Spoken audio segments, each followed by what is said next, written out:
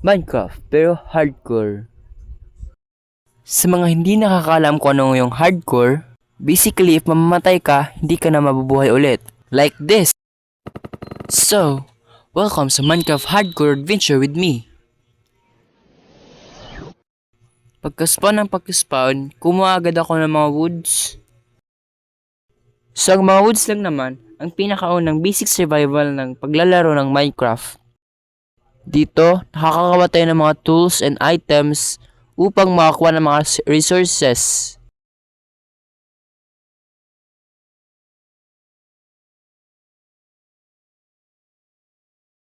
Next is nagmine agad ng mga stone para makakuha agad ng mga resources katulad ng mga tools and items. A few moments later. Dito, lumabas muna ako para maglakad-lakad at makahanap agad ng village. Ngunit, ilang minuto lang ay gumabi na. Kaya wala akong nagawa kundi pumuntang ilalim. Tsaka maghukay. So dito guys, itinayong-lapse ko yung paghuhukay ko. Para naman di kayo maboard.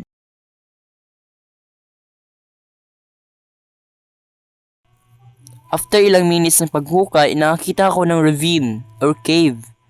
Kaya naghanap ako agad ng mga irons tsaka coal.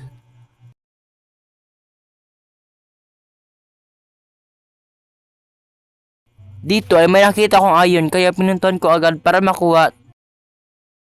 Kaya let the iron hunt begin.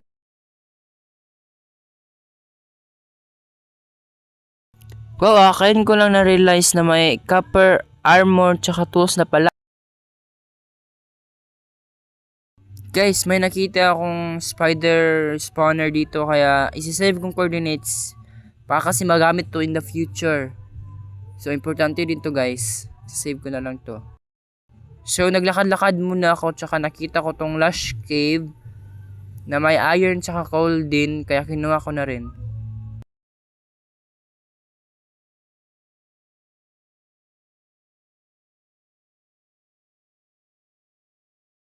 Sa kalagitnaan ng aking pa-i-straight mine ay may nakita akong napakahalagang diamante. Kaya kunin na natin to before ito mawala. Joke.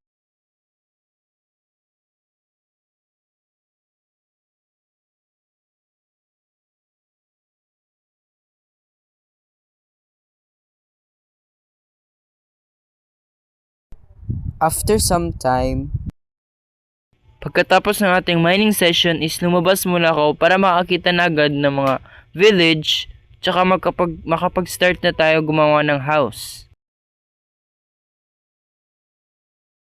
Kaya nag-travel hanggang makita ng isang village.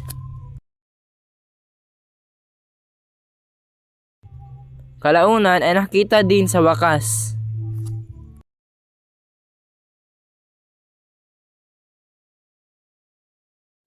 Kaya, niloot ko muna tong whole village, tsaka ako lalabas at gagawa ng ating first or starter house. Dito, ay nakalabas na tayo ng village, kaya naghanap na ako ng lugar ng pagtitirahan natin. But first, itatanim muna natin itong mga saplings natin para may wood tayo. Tsaka ipapatag ang ating lugar upang malaki ang ating kalalabasan. Tsaka magtanim na rin tayo para sa mga pagkain natin sa susunod. Pagtapos ng preparasyon, ay nagsimula na akong mag-grind ng mga kahoy at saka na rin mga stones para sa ating starter house.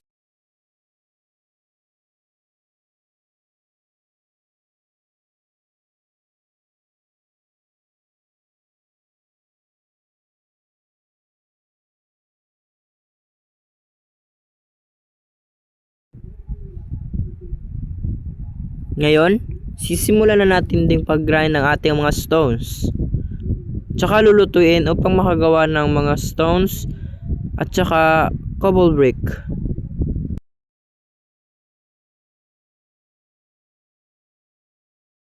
By the way guys, di ko na na-record ang pagkuha ng mga materials. Basta ito na ang lahat ng materials na gagamitin natin upang makagawa ng ating first starter house.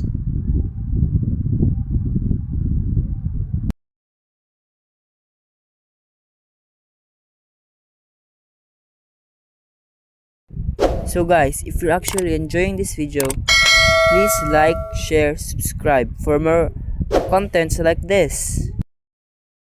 Ngayon, sisimulan na natin natin starter house. So time lapse in 3, 2, 1.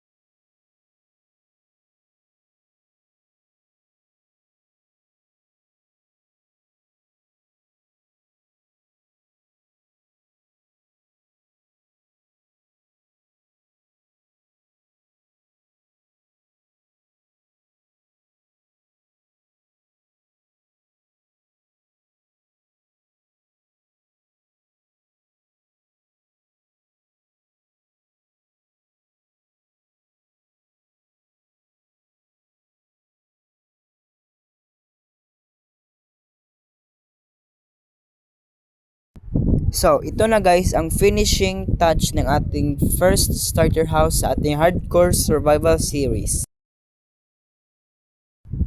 Sana nag-enjoy kayong nanood, sana nag-enjoy kayong panoorin ang paglalaro ko ng Minecraft. So, yun lang for today. Thank you. Bye.